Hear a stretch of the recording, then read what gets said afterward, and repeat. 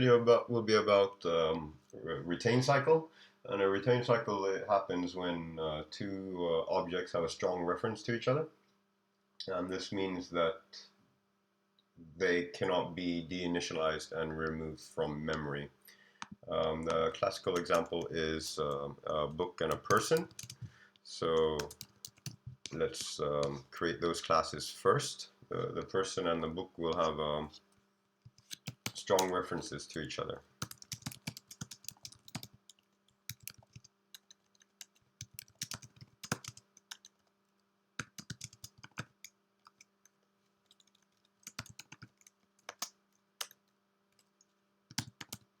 And the book is a var and optional for the moment because we will be making it nil from time to time in order to test our hypothesis that it does not. Oh, it doesn't. It may or may not create a retain cycle depending if it's nil or not.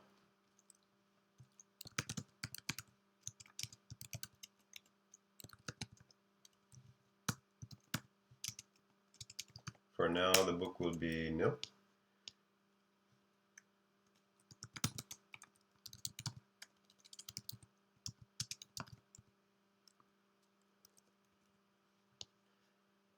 And so when it's initialized, we will be able to read this printout.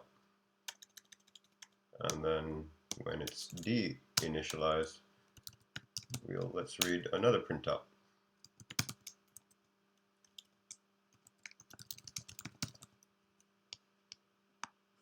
Right now it's complaining a lot because we don't have a book.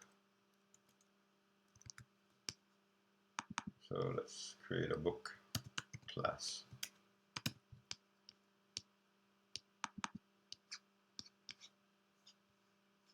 And the book will not have another book, it will have an owner, which is a person. Similarly, that will be that, and then it will be an owner. Also a person.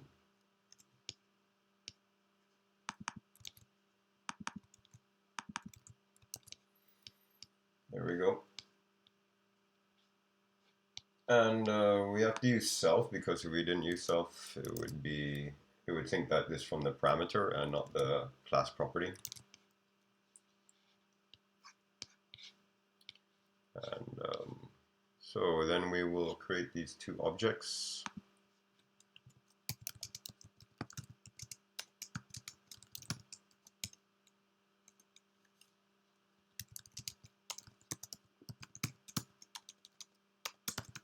Camel case.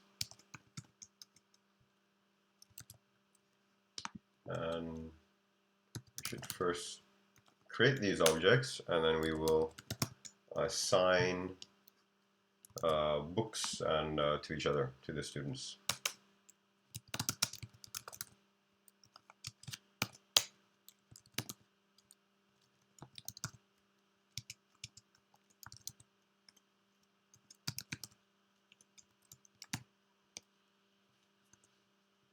For now, they won't have an association with each other.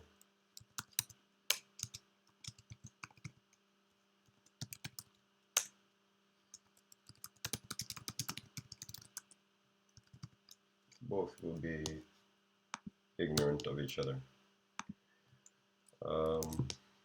Let's see so far. So since we created it, we should have the init called.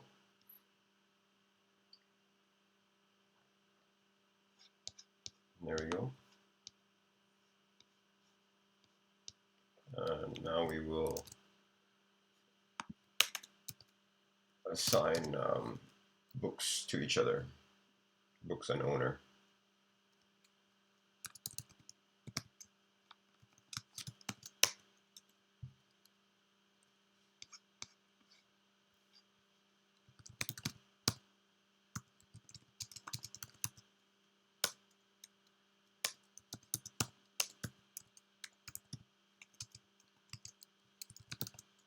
So now the student has a book, and the book has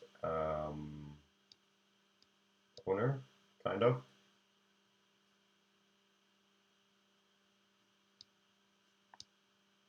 Oh, right. It's optional, so fix. There we go.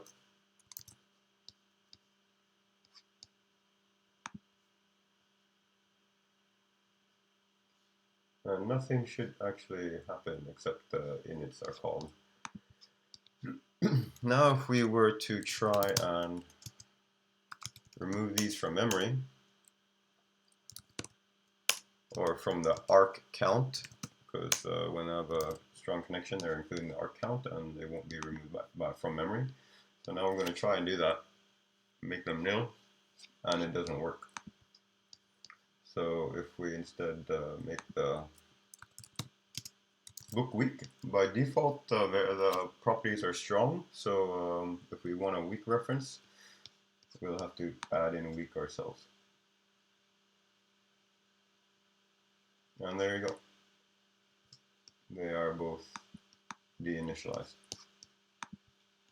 Now, what would happen if we were to have multiple references? We got rid of those two, but if we were to have student 2, another student, and created that student to be a clone of the student. So now there are 2 references going on. 2 references connected to the person object. And it again cannot deinitialize until we get rid of student 2 as well. Which I don't think we can, yeah, we can do it. There we go. That's one way to get rid of that, or we could change this like that. So that reference becomes weak. And it's able to be removed from memory. Just like that. Yeah, that was retain cycle. A little bit demonstration of strong and weak. Wait, one more thing. We can actually do weak with just one way to do it. There's actually something called unowned. Unowned. There we go. This is another way to use an alternative to weak.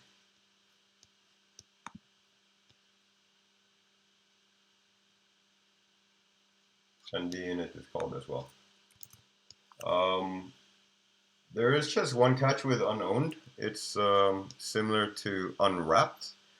So if we were to use this after deleting it,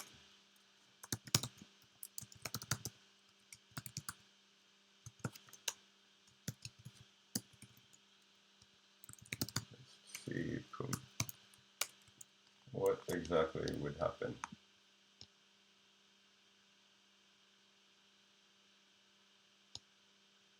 We get a crash.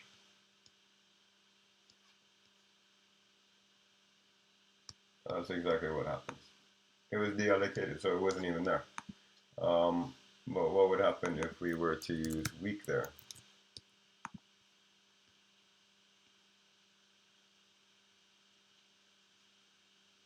That's all you get. So, be careful with unowned.